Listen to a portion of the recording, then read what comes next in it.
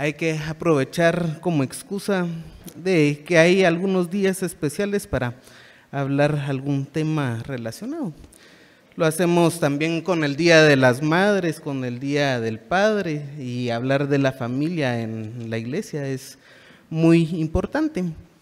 Y hoy quiero hablar acerca de ciertas cualidades que tenemos, de acciones del amor entre hermanos.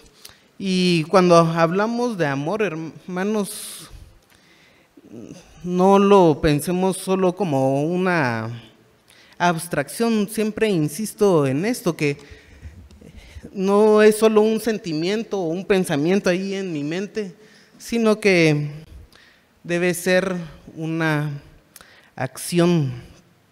Claro, esa acción viene acompañada de un sentimiento interno, y la acción del amor es fruto del sentimiento interno que tenemos. Nuestras acciones son la muestra de lo que nosotros tenemos en nuestro corazón.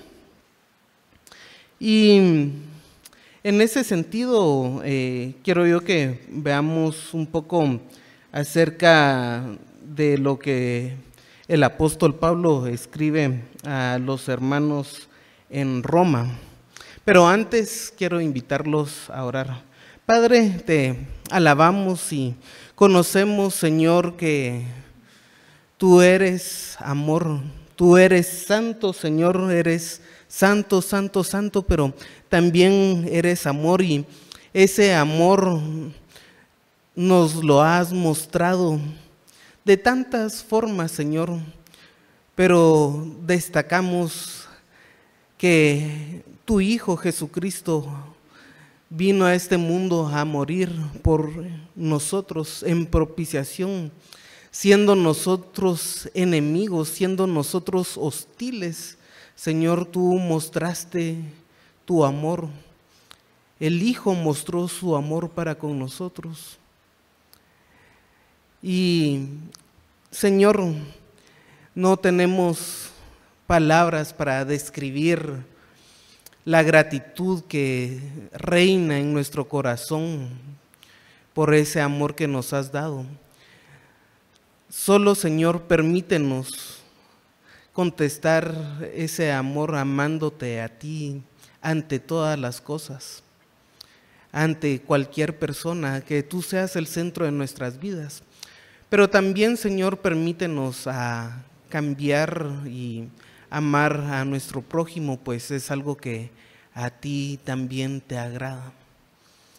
Danos la iluminación para comprender el tema que tú, Señor, nos has dejado, y que cada vez, Señor, pueda crecer ese amor hacia ti de primero, y el amor también para nuestros hermanos. Te alabamos, Señor, y pedimos esta bendición en el nombre de Jesús. Amén. Y hermanos, ya que estamos siempre hablando un poco acerca de lo que pasa en estos días, justamente ayer estábamos leyendo o comentando las confesiones de Agustín. Y quiero comenzar con eso porque creo que ejemplifica mucho una situación que puede pasar en nuestras vidas. Agustín, siendo incrédulo, aún teniendo ideas acerca de Dios por su mamá, se juntó con algunas personas y nos dice que él fue a robar peras. No tenía necesidad de comer, pero la idea es de que se junta con estas personas y va y roba las peras. ¿Para qué? Para desperdiciarlas, para dársela a los puercos, porque no tenía necesidad. Y aún no disfrutaba.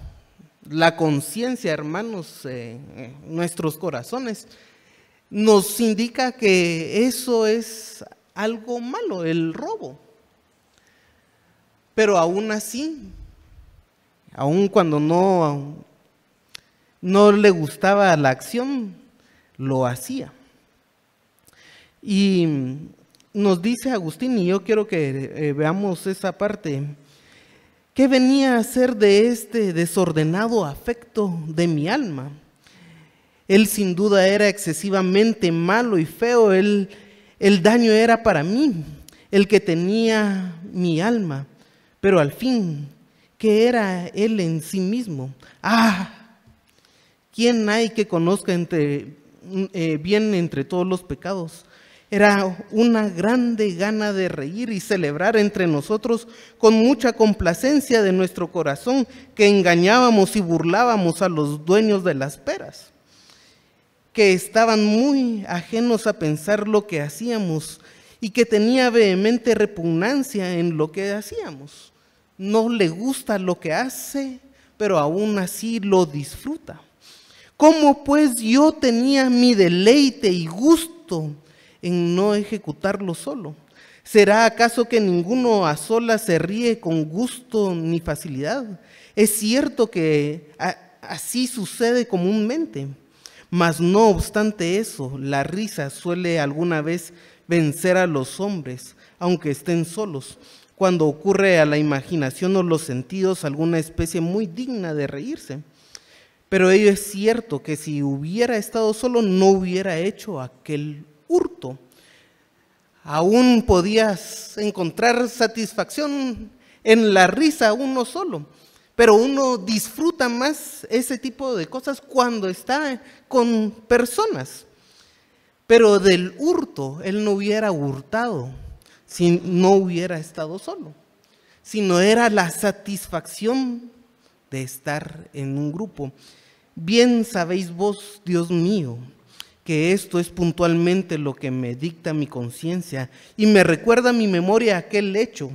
Yo no hubiera cometido aquel hurto en que no me complacía lo que hurtaba, sino en el hurtar.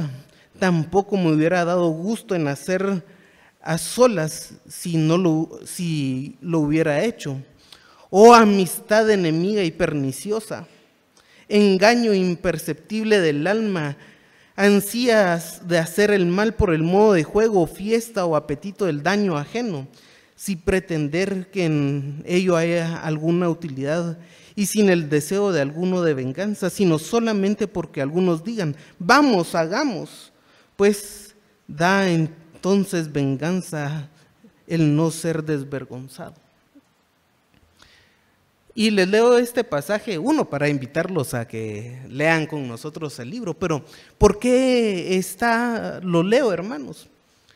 Porque Agustín no era creyente, aún así sabía en su corazón que no debía de hurtar. No tenía la guianza del Espíritu Santo porque no era creyente. Y entonces a veces tenemos que tener en cuenta que el amor que buscamos nosotros como cristianos no es un amor en general, sino el amor que es fruto del Espíritu. Aún así, a él no le gustaba el hurto, pero amaba la acción por el compañerismo. Y es que esto es importante, porque nosotros tenemos una naturaleza sociable. Y cuando tenemos una naturaleza sociable, podemos caer en algunas equivocaciones en cuanto a la sociedad. Y no estoy diciendo que nos aislemos del mundo. No estoy diciendo que vivamos en un monasterio lejos de todas las personas, no.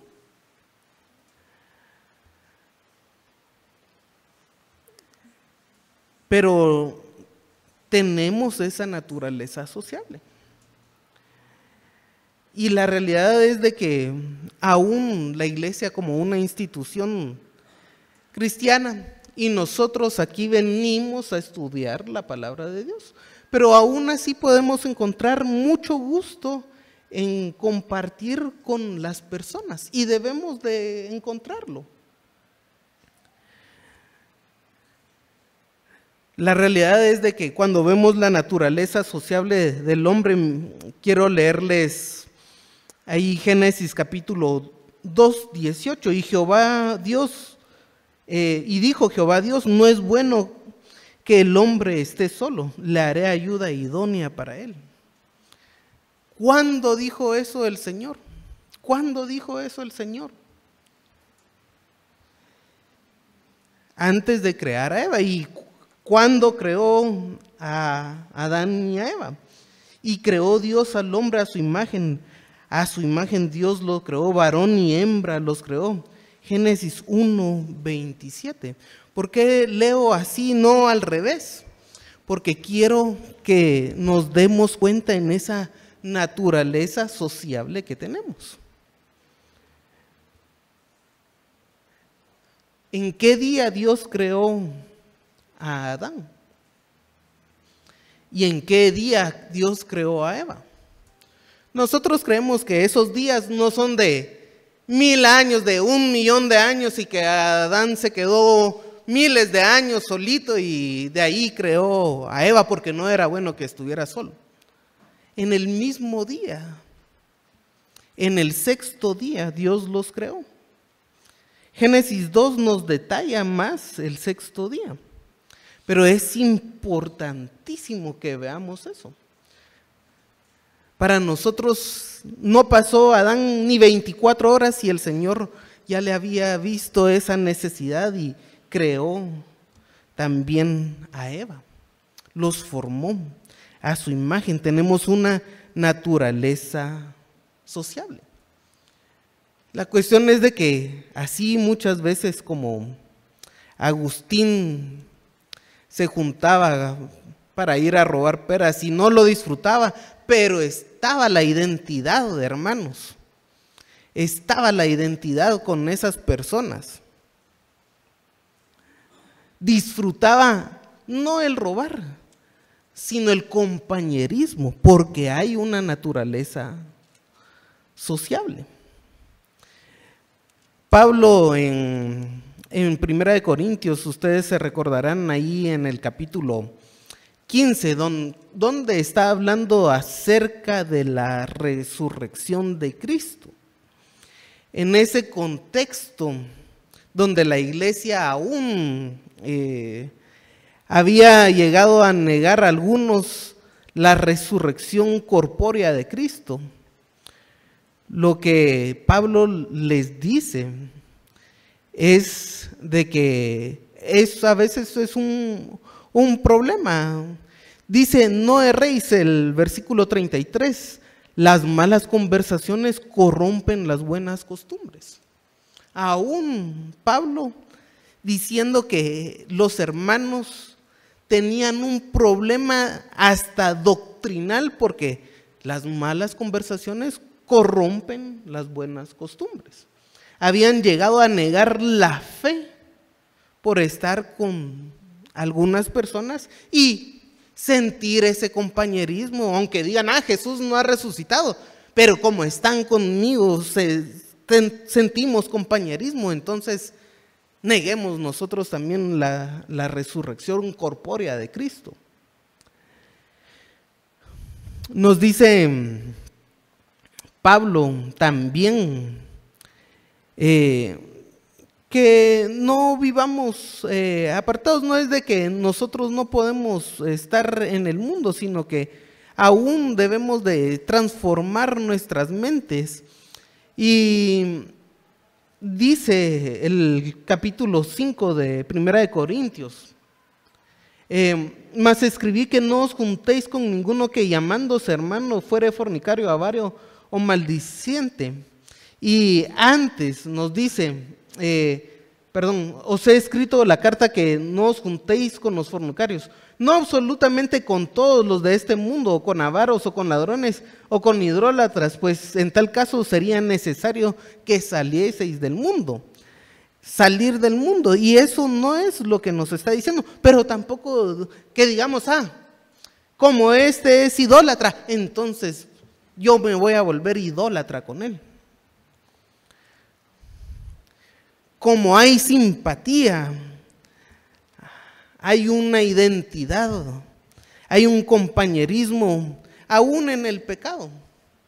Pues pequemos todos juntos. Y no es, otra vez, que no podamos tener personas o conocidos fuera del mundo. ¿A quién le predicaríamos? Pero lo importante, hermanos, es de que seamos la luz de este mundo y tenemos una necesidad también sociable.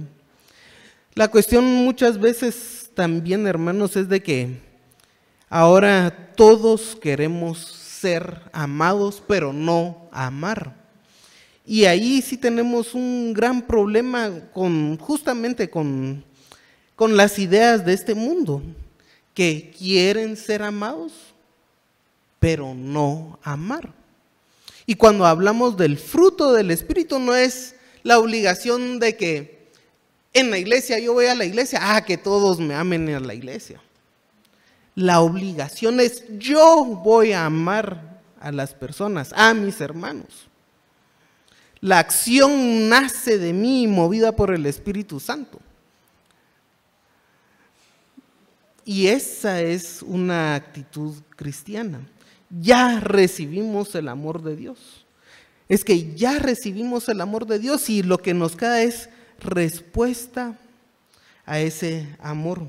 Y ahí en Romanos capítulo 12, quiero que veamos el pasaje. Y hay cualidades que tenemos en nuestro amor, en esa acción que es amor. También es importante observar que aquí hay diferentes palabras para amar. La realidad es que el amor cristiano siempre es el ágape en griego. Tanto así que por mucho tiempo quienes estudian idiomas antiguos no encontraban el uso fuera del cristianismo. Parecía un invento cristiano. Parecía un invento cristiano porque fuera los escritos de otros griegos de la época, no era muy usada la palabra. No era usada. Luego se descubrieron algunos, pero era una cuestión muy cristiana. Entonces, aquí tenemos esa palabra amor en el versículo 9. El amor sea sin fingimiento. Y ese amor, hermanos, es lo que Dios nos ha amado. Dios es amor, Dios es ágape. Por lo tanto, nosotros debemos amar. Ahí en Juan 4:7, amados, amémonos unos a otros porque el amor es de Dios. Todo aquel que ama es nacido de Dios y conoce a Dios. El Padre, Dios muestra su amor, su ágape, en dar a su Hijo. Dice, porque de tal manera amó Dios al mundo que ha dado a su Hijo unigénito para que todo aquel que en Él cree no se pierda, mas tenga vida eterna. Ahí Dios mostrando su amor con hechos, no con sentimientos, dio a su Hijo. Dice Romanos 8:32, el que no escatimó ni a su propio Hijo, sino que lo entregó por todos nosotros, ¿cómo nos dará también con Él todas las cosas? ¿Cómo entregó, como Dios amó al mundo? No escatimó ni a su propio Hijo, sino que lo entregó. Esa es la forma de amar y son hechos, hermanos. La esperanza también en Romanos 5, ahí tenemos un pasaje, Romanos 5:8, nos dice el apóstol Pablo, mas Dios muestra su amor con nosotros, que siendo aún pecadores, Cristo murió por nosotros. Siendo aún pecadores, Él mostró su amor. Dios yendo por nosotros, siendo aún pecadores. El Espíritu muestra su amor, ese ágape, que aquí, versículos más atrás en el 5:5, y la esperanza no avergüenza, porque el amor de Dios ha sido derramado en nuestros corazones por el Espíritu Santo que nos fue dado. El Espíritu Santo es una muestra de amor, de ese ágape. Y Cristo se entregó por amor. Efesios 5:2, andad en amor como también Cristo nos amó y se entregó a sí mismo por nosotros, ofrenda y sacrificio a Dios en olor fragante. Y nos dice que andemos en amor como Cristo nos amó. Es interesante, hermanos, porque en todo eso observamos las acciones de Dios. Y nosotros deberíamos de copiar ese carácter de Dios en amar a las personas.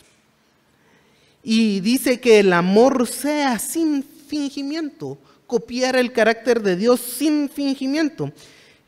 Quiero que miremos aquí, hay dos palabras, la palabra fingimiento, anupokritos, que es ese sin fingimiento, pero hipócrites o jupócrites hasta suena como a hipócrita. Y si observamos, le han quitado ese an, ¿verdad? Ahí hasta por eso dejé ese espacio, porque ese an es el sin, pero el fingimiento es lo que podemos llamar como hipocresía. La palabra significaba actor, probablemente aquel que interpretaba un poema y retratando con toda su conducta el papel que le había sido designado. Era un actor. Generalmente los actores utilizaban una máscara para interpretar, para personificar a aquella persona a quien les había sido entregado o el papel que estaba haciendo. Y ahí está el fingimiento. También como actores, dice la vida humana, y esto va en el sentido del griego antiguo. La vida humana llega a compararse con el teatro, la conducta con la tarea del actor. La persona noble puede desempeñar cualquier parte que se le asigne sin perder estabilidad interna. Negativamente, el teatro es un mundo falso y los actores son engañadores. Por eso, hipócritas, ¿verdad?, asume el sentido de fingimiento o pretexto.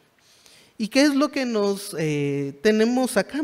Que ese amor, hermanos, sea sin fingimiento, sin que estemos actuando nuestra vida cristiana. Que seamos otras personas al salir de este recinto. Y no debería de ser así. Ahora bien, no es para que digan, como a mí me gusta andar en pijama, en mi casa yo soy así, me vengo a la iglesia así porque no voy a fingir. No, no estamos hablando de esa situación, sino que ser quien somos. Hay momentos en la iglesia, por ejemplo, donde la idea es adorar a Dios. Y hay tiempo para reír y tiempo para llorar. Hay tiempo para todo. Pero el hecho de que yo esté acá en la iglesia, no voy a cambiar con una máscara de santidad y luego me voy a un partido a tener una máscara de perversión. Y no es de que ver partidos sea malo, sino hacer otra situación. Me voy al trabajo y ahí soy alguien desconocido, no. Sino que debemos de ser uno nosotros. Pero sin fingimiento. Sin fingimiento. no ser engañadores. Y esto es lo que debemos de tener, ese amor, ese carácter que es una imitación de Dios. Hacerlo sin fingimiento. El Señor no lo hace fingiendo amarnos. Llegó hasta humillarse en la muerte y en la muerte de cruz. Eso no es fingir amor. Dice, sigue el versículo 9, aborreced lo malo, seguid lo bueno. Y alejarse con horror o alejarse de lo perverso. Generalmente hay una atracción por el pecado, por nuestra naturaleza pecaminosa. Tendemos a esa situación. Y como cristianos no estamos libres de tentaciones, hermanos. Pero lo más probable es de que cuando estemos en una tentación, el Espíritu Santo nos guíe. ¿Por qué es esto? Y veamos que si vamos al mundo, ahí vamos a tener personas que se inclinan directamente al mal y se gozan de su maldad. Y de eso hay que huir. Pero aún entre nosotros puede haber dificultades. Y no decir, ay, como esta persona hace tal cosa, entonces yo también. Tenemos esa tendencia. Por ejemplo, si a alguien le cuesta o alguien no reparte los tratados que damos para evangelizar y usted sí lo hace, ¿qué es lo que debería de ser? Ay, como aquella persona no lo hace, entonces yo tampoco. No. Sino que aquel que hace lo bueno, debemos juntarnos y seguir eso. Copiar lo bueno, seguir lo bueno, es juntarse, asociarse y pegarse a lo bueno. Y así vamos a caminar. En la iglesia, hermanos, tenemos variedad de habilidades, diferentes dones. Por eso si a alguien le cuesta dar un tratado, yo sé que hay otros que se les hace fácil eso. Y entonces lo que debemos de hacer es pegarnos a esas personas. Tal vez aquella persona va a repartir 10 y yo solo 1, pero ya es un progreso a lo que a mí me cuesta. Entonces, eso es la idea. No que aquel que está evangelizando como le cuesta a la otra persona, entonces dejemos de hacerlo. No. Dice, examinadlo todo, retener lo bueno, absteneos de toda especie de mal. Nos lo dice, examínenlo todo y retengamos lo bueno. Y tal vez a esa persona que le es fácil repartir un tratado, tal vez le cuesta hacer otra cosa que nosotros podamos suplir. Si eso es lo maravilloso en la iglesia, que el Espíritu Santo ha dado diferentes dones. Y todos tenemos un don del Espíritu Santo si es que hemos creído en el Señor Jesucristo.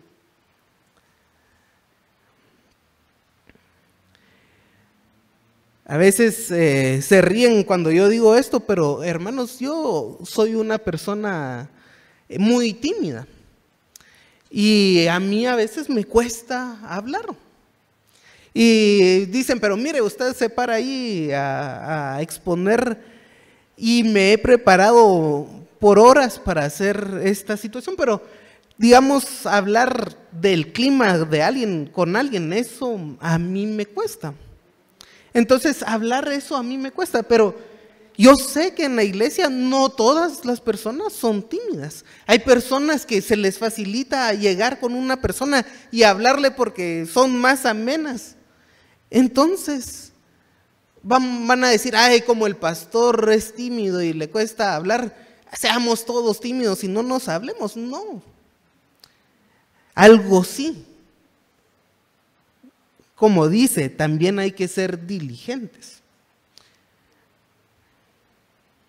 Y yo a veces me pego con las personas que son más amenas para hablar, porque es algo bueno compartir, tener ese compañerismo, y lo vamos a ver más adelante. Pero si vamos a eso, miremos, examinemos lo bueno de las personas y retengámoslo. Si hay algo malo que va a haber, pues la iglesia, somos un grupo de pecadores con naturaleza pecaminosa, hermanos. Eso no lo imitemos. Y es más, edifiquemos a nuestros hermanos. De eso se trata mucho el compañerismo y el amor fraternal que tenemos acá en el versículo 10. Dice, amaos los unos a los otros con amor fraternal. Y miren, aquí no usa la palabra ágape, que es la que se usa con frecuencia, sino usa dos palabras derivadas de filos, que es amor fraternal.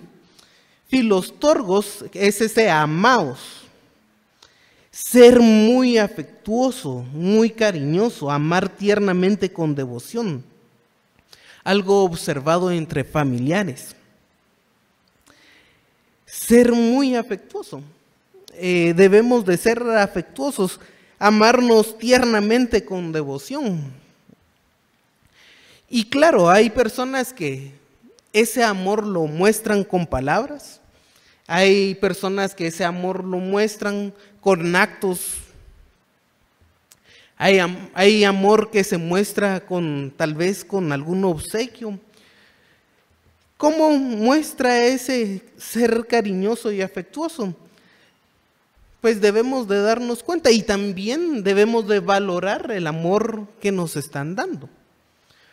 Porque a veces no entendemos el cariño que podemos recibir de una persona. Pero sí nos dice tiernamente, con devoción, algo observado entre familiares. Y entre familiares que se quieren. Ya desde ahí ya deberíamos de observar que también aún al interno de nuestras familias, hermanos, debe de haber ese amor, ese cariño especial. Si nosotros tenemos un hijo, al menos yo tengo un hijo, pero un hijo muy pequeño. Si hay un hermano de la iglesia que lo acaricia, digo, gracias a Dios por ese cariño. Pero si yo voy caminando en la Bolívar y se acerca alguien extraño a querer acariciarlo, ¿creen que yo voy a dejar que lo acaricien? No, me da miedo de que pueda ocurrir algo. Pero entre el cariño que nos debemos con amor fraternal, eso puede ser natural. Y les estoy hablando a un niño que no es un amor erótico, sino un amor entre familiares. Pero aún las caricias son importantes. Vaya y dele la mano al hermano. El amor fraternal, que es la otra, dice, el afecto natural correspondiente a aquellos que son hermanos. La hermandad espiritual dice que a Delfos se refiere también a los hermanos creyentes unas 30 veces en Hecho y 130 veces en Pablo. Tiene un uso de base veterotestamentaria y judía. Es una palabra que se repite constantemente y es ese amor natural. Ahora bien, a veces tenemos amor natural porque hemos sido hermanos por padre y madre. Tenemos los mismos papás o los mismos ancestros. Y la realidad es de que, ¿qué es lo que nos une a nosotros como iglesia? el pertenecer a Cristo. El Espíritu Santo, eso es lo que nos une, nuestra nueva naturaleza. Y en este punto, este tiempo, la adoración a Dios.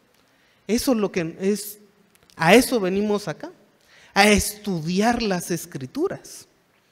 A eso venimos acá, pero en otro tiempo igual vamos a seguir siendo hermanos por una nueva naturaleza dada por Dios. Dice el amor en cuanto a la honra, versículo 10, prefiriéndonos unos a otros. Y lo que nos habla es tener respeto por el otro. Dice, nada hagáis por contienda o vanagloria, antes bien con humildad, estimando a cada uno, a los demás como superiores a él mismo. Filipenses 2:3. ¿Y qué es lo que nos dice Pablo ahí en Filipenses? Que creo yo que podemos explicar mejor esto de honrar y preferirnos unos a otros. Pablo utiliza unos términos militares. Cuando un militar mira en el uniforme que hay ciertas insignias, ciertas cosas que miran que alguien es un soldado raso o alguien es un cadete o un general, se observa por el uniforme. Y el soldado raso, que es el de más bajo nivel, no se pone a hacer alguna discusión con el general. No le lleva la contraria, no le falta el respeto al general. ¿Y qué es lo que dice Pablo? Que cuando nosotros miremos a nuestros hermanos y lo miremos como alguien de más alto rango y no a nosotros mismos. No digamos, yo soy el general de la iglesia o algo así, sino que miremos a la otra persona como de alto rango y como nosotros como soldado raso, porque así nos vamos a respetar. Y ese es el respeto del uno por el otro que tenemos acá. Eso es el respeto que les debemos, preferirnos unos a otros, mirarlo o estimarlo como superiores a nosotros. Entonces, aún cuando un soldado raso llevaba una mala noticia a un general, se lo decía aún con respeto. Y no es de que no hay que decir las malas noticias o alguna situación, sino el respeto que nos debemos mutuamente. Es importante esto, dice, en lo que requiere diligencia, no perezosos. El amor, hermanos, es servicio. Es servicio. Es crecimiento también. Diligencia, entusiasmo, prontitud. Estar emocionado con fervor para hacer algo o lograr algún fin. Pensemos eso en el crecimiento espiritual. Pensemos eso en el amor que debemos demostrarnos. Y como les dije, yo tiendo a ser alguien muy poco sociable. Cuando estaba en la pandemia, hasta mi esposa, que trabajaba en una cuestión de salud, se iba y yo estaba tranquilo en la casa. Entonces, pero eso es la buena actitud, no. Y trato de cambiar también, ser diligente en hablar con otras personas. Ser diligente en ese cambio, orar al Señor para que tengamos ese cambio nosotros. Pero ser diligente, si hay alguna cuestión difícil en mi vida, hinquémonos al Señor, oremos y seamos diligentes. A veces también creemos que el Señor nos va a cambiar milagrosamente, va a salir un rayo aquí con todo y la lámina, nos va a caer un rayo de luz y nos va a cambiar. Y decimos, oremos hermanos para tal cosa, pero no hagamos nada. Y ni oramos hermanos, ni oramos. Pero entonces no hay diligencia.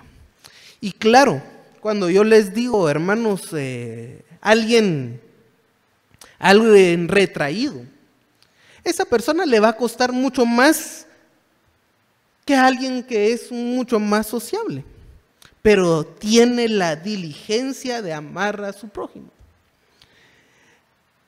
Si, hermanos, no queremos poner nuestros dones al servicio de la iglesia, ahí debemos de ser más diligentes. Hay personas que tienen diferentes dones y en eso nos edificamos. Pero en lo que nosotros tenemos debilidad, debemos ser diligentes, no perezosos. Orar, depender del Señor y hacer. Y aquellos que tienen la habilidad de alguna cosa, lo van a hacer mucho más fácil. Pero también hágalo y no desperdicie su don y dependa del Señor.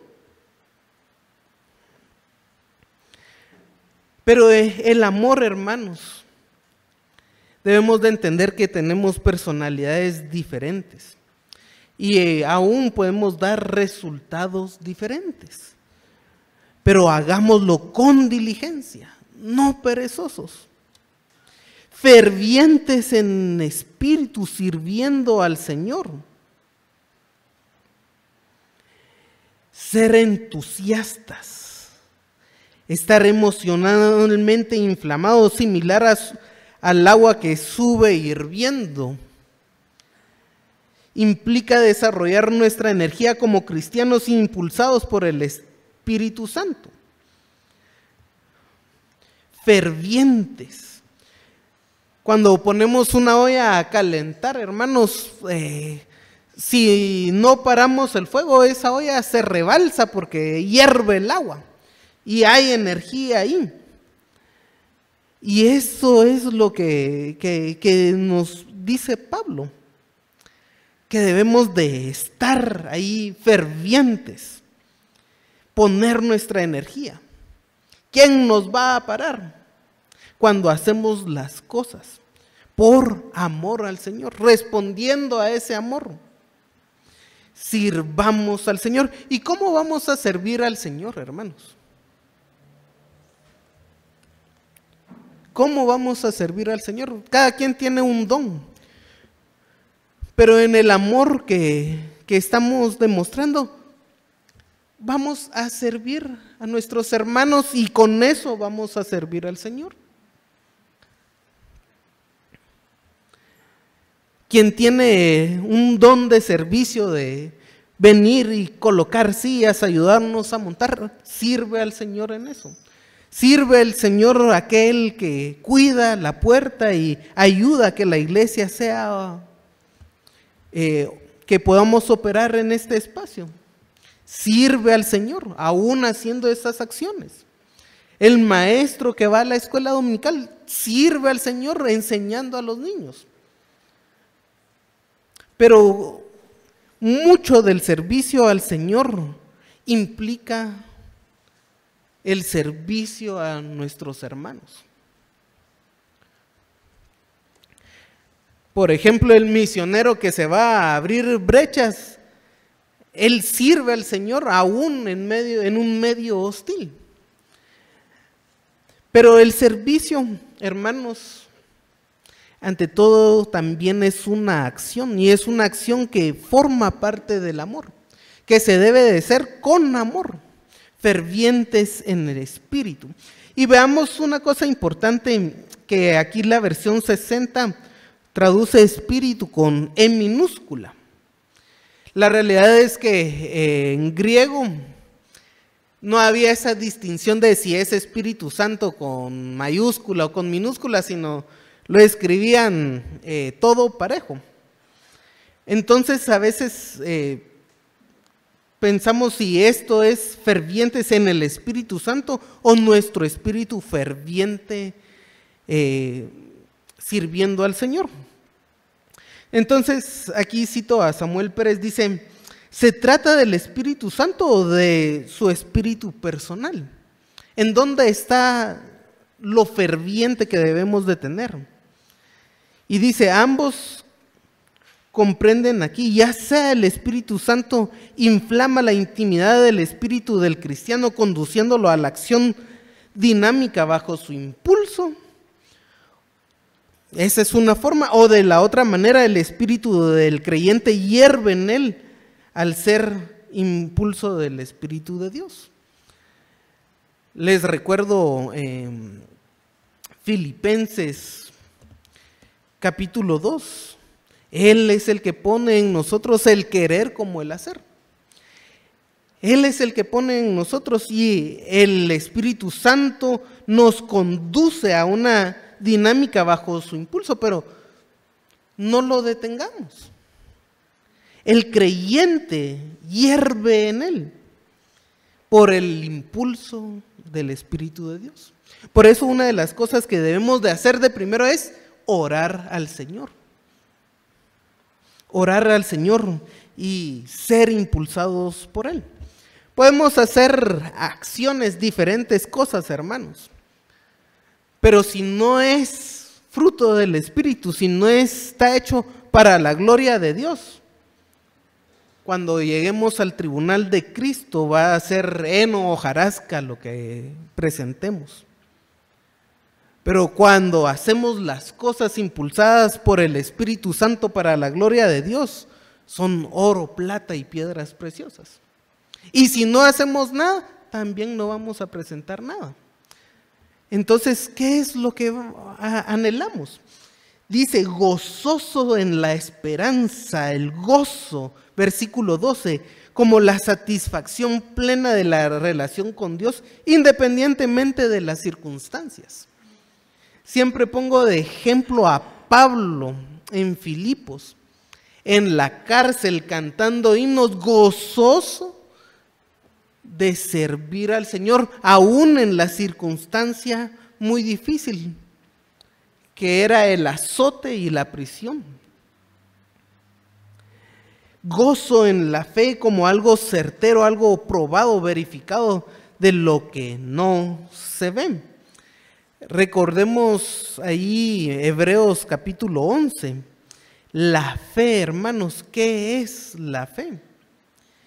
Y cómo nos gozamos en la fe, aun cuando no se ve, pero es certera, es probada, es verificada. Por la fe entendemos haber sido constituido el universo, y por la palabra de Dios, de modo de lo que se ve fue hecho de lo que no se veía.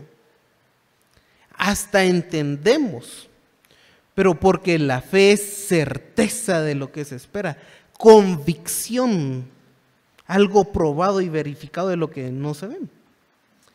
Y es un gozo, hermanos, podernos reunir para compartir la fe. Debemos de gozarnos en eso. El amor que expresa el gozo es más potente y fluye con quien compartimos la fe, porque es el Espíritu Santo que da su fruto. Somos hijos de Dios. Cuando nos gozamos en la esperanza con nuestros hermanos, es sumamente increíble cuando podemos comparar eso con el mundo. Porque en efecto podemos tener amistades conocidos en el mundo, pero puede haber mucha crítica de parte de esas personas hacia nosotros por no querer hacer las cosas del mundo. Ahora, si si estamos haciendo las cosas del mundo como ellos, también nos van a dar felicidad y van a decir, ah, qué alegre, un cristiano que parece mundano. Pero cuando nosotros vamos a actuar como cristianos en un mundo hostil al cristianismo, es muy difícil.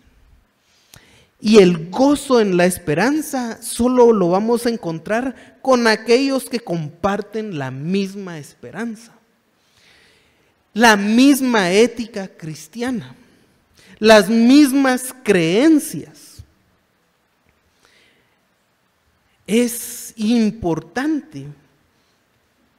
Y ahí el fruto del Espíritu, que es amor, es, hermanos, aún más visible, o debería de ser aún más visible, que somos hijos de Dios, que podemos compartir ese cariño, que hay algo más allá, que es Dios quien nos une en su familia. Y ahí debemos de entender ese gozo y esa esperanza. Aún en la tribulación, y esta tribulación, hermanos, es un sufrimiento que podemos tener en el mundo, compartir la tribulación entre hermanos. Dice, sufridos en la tribulación, y citando 2 Corintios 4:17, porque esta leve tribulación momentánea produce en nosotros cada vez más excelente eterno peso de gloria, no mirando las cosas que se ven, sino las cosas que no se ven, pues las cosas que se ven son temporales, pero las que no se ven son eternas. Y Pablo lo dice después de prisión, de azote, de naufragio, de tener hambre, de tener escasez. Leves tribulaciones de Pablo. Y aún así podemos compartir esas tribulaciones que hay entre nosotros. Dice 2 Corintios 1:4, dice, hablando del Dios de toda consolación, que es el versículo 3, el cual nos consuela en todas nuestras tribulaciones, para que podamos también nosotros consolar a los que están en cualquier tribulación, por medio de la consolación que nosotros somos consolados por Dios. Y miremos que aún en las tribulaciones, si yo salgo de algún problema, puedo ir a consolar a mi hermano y tener esa consolación que el Señor nos da. Cosa que a veces no pasa cuando estamos con alguien que no es creyente. Le hablamos el Dios de consolación y es ateo. ¿Qué consolación vamos a poder brindar ahí? Podemos brindar otro tipo de consolación, pero entre hermanos en Cristo, eso que nos une, aún podemos dar un consuelo y darnos a entender mejor el consuelo que nos podamos dar el uno al otro. Y si yo estoy en alguna tribulación y usted ya pasó en esa tribulación, que el Señor lo use para consolar a quien está en ese momento. Y si salimos de la tribulación, hermanos, aprendamos la lección. Y no digamos, ay, yo ya salí, gracias a Dios, me olvido de eso. No, consolemos a otras personas también. Dice, constantes en la oración, dediquémonos, perseveremos con firmeza, seamos fuertes en la oración, orando en todo tiempo, en toda oración y súplica en el Espíritu, y velando en ello en toda perseverancia y súplica por todos los santos. Efesios 6:18. Orad sin cesar, dad gracias en todo, porque esta es la voluntad de Dios para vosotros en Cristo Jesús. Primera Tesalonicenses 5:17 y 18. Seamos constantes en todo tiempo, en súplica. Oremos sin cesar. Y aquí la palabra constante es perseverar con firmeza. Seamos fuertes en la oración.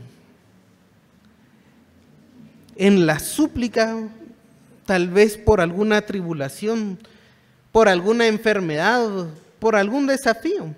También puede ser por algún gozo. Oremos también, gracias a Dios, por las cosas que nos dan. Pero dediquémonos a la oración. Por eso, hermanos, yo siempre los invito a dedicarse a la oración. Como iglesia, oramos todos los días a las 9 de la noche. A veces, como es por Zoom, ponga su dispositivo, cierre los ojos y no se va a dar cuenta que la persona que está hablando, saber ni cuántos kilómetros lejos de usted, lo está haciendo. Porque con los ojos cerrados, en posición de oración, eso es lo de menos. Pablo les dice a los corintios que oren también por los hermanos en Jerusalén, que otros van a orar por ellos allá, y ellos ni siquiera tenían comunicación como lo tenemos ahora. Pero seamos constantes y perseveremos, seamos fuertes en la oración, y eso es parte del amor, de la ética que podemos tener nosotros como cristianos. Pero si decimos, es que no me gusta el formato, o no me gusta cómo ora, o no me gusta,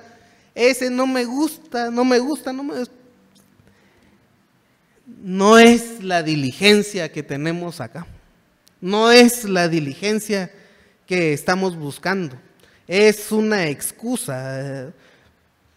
Hasta deberíamos a veces, creo yo, que tener más tiempo de oración todos los días. Los judíos oraban 3 veces al día, por lo menos, aún en otras religiones lo hacen. Y les estamos diciendo que por lo menos una vez al día que nos reunamos y adoremos al Señor y obedezcamos al Señor constante en la oración.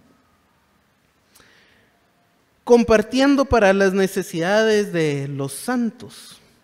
Versículo 13. Participando en contribuir sobre todo en las necesidades materiales. Cuando vimos ahí en 1 Corintios capítulo 8 y 9, nos habla de una ofrenda que no iba a recibir Pablo, sino era para los hermanos en Jerusalén. E iban a compartir y apoyar en sus necesidades, sobre todo materiales. Hay esa palabra necesidad, aproximadamente un 8% se refiere también a cosas espirituales. Y hay que orar, hermanos, y contribuir en lo que podamos. En lo que podamos, en lo material y aún en lo espiritual. El énfasis acá es contribuir y saciar las necesidades del hermano.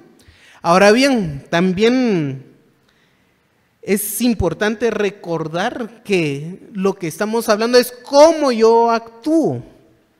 Porque también si nos ponemos, es que yo soy el más necesitado de todos acá, entonces están todos obligados a contribuir conmigo. La idea es cómo yo voy a contribuir con mi hermano, ¿verdad? Y termina practicando la hospitalidad, versículo 13. La hospitalidad, hermanos, la amabilidad, dando la bienvenida a huéspedes y extraños. Huéspedes y extraños. El hecho de saludar puede ser un parte de la hospitalidad que podemos tener.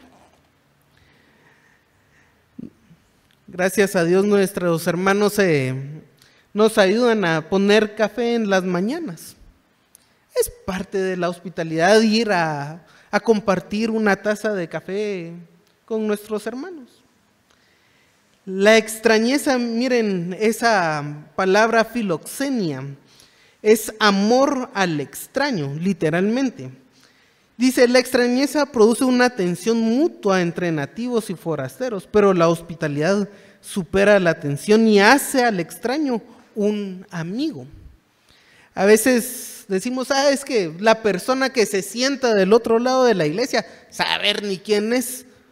Pues aquí tenemos que A esa tensión puede ser natural, pero lo que tenemos que hacer es superar esa tensión y a quien no le hablamos, ir y hablarle como un amigo. Y entonces vamos a tener a un amigo. Dice, históricamente, el diccionario, históricamente los extranjeros son principalmente enemigos o proscritos a quienes hay que matar. Sin embargo, la hospitalidad es una mejor forma de tratar a los extraños, entonces ellos se convierten en protegidos de la ley y de la religión. En cuanto a la filoxenia, aún los griegos tenían como personas extranjeras que había que tenerlos como enemigos. Y lo que nos hace esto es que a esos extraños los volvamos amigos y protegidos. ¿Cuánto hermanos, nosotros éramos extraños en ese sentido, enemigos del Señor? Y Él no dijo, dejémoslo así, extraños. Mirad cuál amor nos ha dado el Padre en hacernos hijos de Dios. ¿Por qué? Éramos extraños, pero Él nos hizo sus hijos. Y así debemos de actuar nosotros. Cuando tenemos un invitado, alguien que no es miembro de la iglesia, y decimos, saludemos al hermano, sí, está bien. Quienes están cerca, salúdenlo. No dicen, saludemos y ni levantar la mano podemos a veces. Acerquémonos. Y la bienvenida a uno que es miembro, pero no conocemos, vayamos también. Vayamos. Pero eso debemos de hacerlo como un grupo. Si alguien es evangelizado, hermanos, y viene a encontrar una iglesia que es fría, alguien le reparte un tratado a una persona y viene a encontrar a una iglesia que, sí está alguien ahí, le levantaron la mano, qué bueno, pero ¿qué me importa después? Entonces, ¿qué testimonio estaremos dando? Dice, un mandamiento nuevo os doy, que os améis los unos a los otros. Como ya os he amado, que también os améis los unos a nosotros. En esto conocerán que todos sois mis discípulos, si tuvierais el amor los unos con los otros. Y hay hermanos que yo sé que pueden expresar aún más su amor. Pues háganlo, hermanos. Recuerdo yo que me contaron que el hermano Edgar dijo alguna vez, si usted mira que hay alguna deficiencia en la iglesia, póngase, supla esa deficiencia. Si falta amor en la iglesia, entonces ame y así va a haber más amor. Yo sé, hermanos, que puede ser un reto para nosotros y es un reto el amarnos dando el fruto del Espíritu. Es un reto porque nosotros tenemos una naturaleza caída que va en contra del fruto del Espíritu. Nuestro actuar en la carne, eso nos sale mucho más fácil. Actuar en la carne nos sale mucho más fácil. Ser envidioso, egoísta, pleitista, eso sale mucho más fácil. Pero el fruto del Espíritu, que es amor, eso es aún más difícil.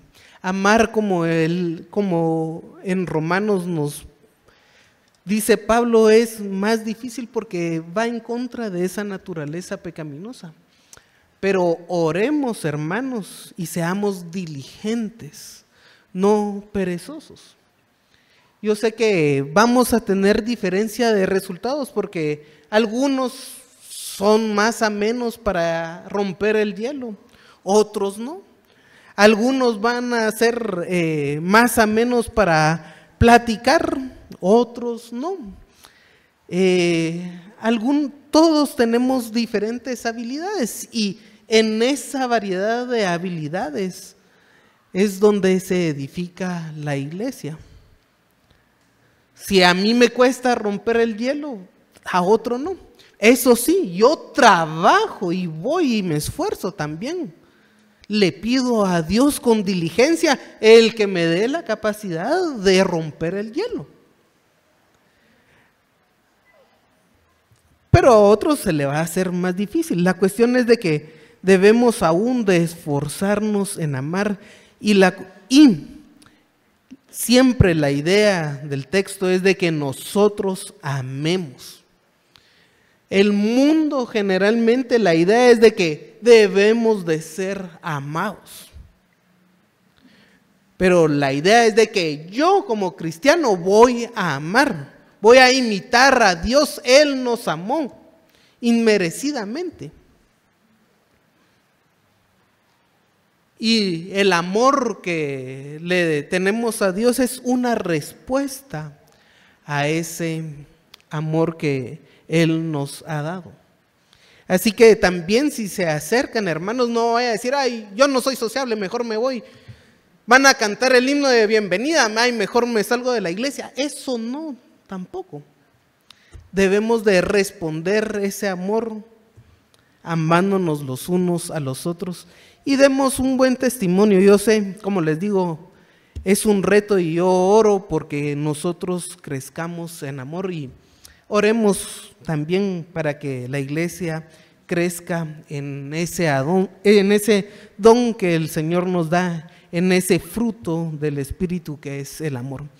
Padre, te alabamos, Señor, y te glorificamos a ti porque, Señor, tú eres bueno con nosotros, nos has amado y, Señor, nos conmueve nuestro corazón. Señor, el amor que tú nos diste, que siendo enemigos tuyos, extraños tuyos, nos hiciste tus hijos. Cristo vino a este mundo a morir en la cruz en la forma más humillante, tomó forma de esclavo y murió de lo más humillante por amor a nosotros. Tu Santo Espíritu que has derramado en cada uno de tus hijos, Señor, es una muestra de amor. Nos acompaña, nos redarguye, nos testifica internamente que somos hijos tuyos y da el fruto que es amor. Señor, permítenos como iglesia el amarnos los unos a los otros, el insistir en ese amor. Ayúdanos a ser diligentes, Señor, a no ser perezosos para la vida cristiana, para dar tu fruto, que podamos depender de ti. Señor, el mundo tiene muchos conceptos de amor, mas tú nos has enseñado qué es el amor que nos debemos de tener. Aleja y aparta esos conceptos, Señor, de nuestra mente y de nuestro corazón. Y aun si nos gozamos en ese amor pecaminoso, en esa falsa idea de amor, apártanos, Señor, y guárdanos siempre en tu rebaño, que podamos hacer tu voluntad únicamente y poderla demostrar con nuestros hermanos. Te pedimos, Señor, que crezcamos en amor, que sea ferviente ese amor que te tenemos. Te alabamos, Señor, y pedimos tu bendición en el nombre de Jesús. Amén.